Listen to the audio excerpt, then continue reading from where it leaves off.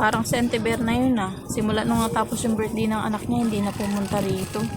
Bibili kaya to rito? May kuha pa naman yung anak niya rito, yung isang bote ng ketchup, mukhang kinalimutan na ata. Parang wala ng plano magbayad. Naku Mare, sa susunod na lang wala pa akong pera ngayon eh. Tao po, Day. Ano po, te?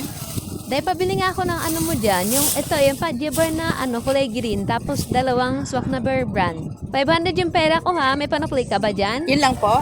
Oo, yan lang naman. Nagtitipid ako kasi may babayaran pa ako sa kabilang tindahan eh. Pag-bar? Oo. Hoy, Mare, sumunod ka sa akin, ha? Oo, sige, pupunta ako dun sa inyo. Day, ano na? Saan na? Ito. Tsaka ano pa po? Yung Bear Brand swap, dalawa. Dalawang swak. O, pre-compute nga, magkano lahat yun? 28 at saka 22. Bali 50 pesos. O, ito. I receive 500. O, bali 450 yung sukli ko. Tama ba ako, Day? Tama ba? 450 yung huwagin sukli ko? Kasi 50 lang lahat, di ba? Ano po? 450 po sukli. Okay, sige. Naku, di ko nasabi yung kuha ng anak niya. Bawas ko na lang. Bali 50 tsaka 34. 84 lahat. 416 na lang yung sukli niya. Day, pakibilisan naman, Day, kasi may pupuntahan pa ako. Magbabayad pa ako sa kabila ng utang ko. Pakibilisan lang, baka kasi mamaya umalis na yung tendera doon, wala akong maabutan. 1, 2, 3, 4. Eto po sukli mo, te. Oh, bakit bariyato? Akala ko ba 50 lang? Hmm? Sabi ko, bakit bariyato? Di ba 450? Ay, opo. 450 po pala dapat. Kaso naalala ko kasi meron ka palang dito, kuha na 34 pesos. Yung anak mo kasi, di ba, nung nag-birthday yung anak mo pala.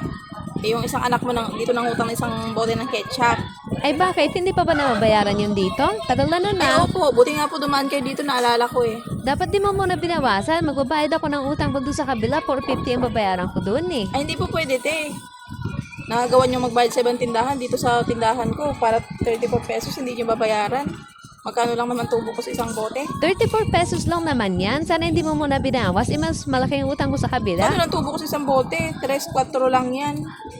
Kasi hindi nyo pa babayaran, hindi pati puhunan ko, nasama nyo na. Kinuha nyo pa. Anong kinuha? Ibabayaran din naman yan. Hindi ka lang makapag-antay talaga. Mas malaki kasi yung bayaran ko dun sa kabila. Buti pa doon, 450 ang utang nyo, babayaran nyo. Dito, 34 pesos, hindi nyo babayaran, wala kayong balak magbayad. Sobra ka naman. Anong walang balak magbayad? Kunin ko na te, kasi hindi naman kayo dito nabili, doon naman kayo nabili eh. Tsaka madalang naman kayo dito, pakita. Kailan kayo magbabayad? Pagka na, Babayaran ka naman. Ang problema lang, hindi ka wala na makantay. ulit kayong pera, utang na ulit kayo. Alam mo, sobra ka na magsalita ha. Para yan lang eh. Hindi ka na hindi ka na makatulog dyan. Magkano lang Hindi naman po talaga yan? ako makakatulog dyan. Sa kulang nga na piso, tsaka hindi ka ako makatulog, yung pa kayong 34 pesos.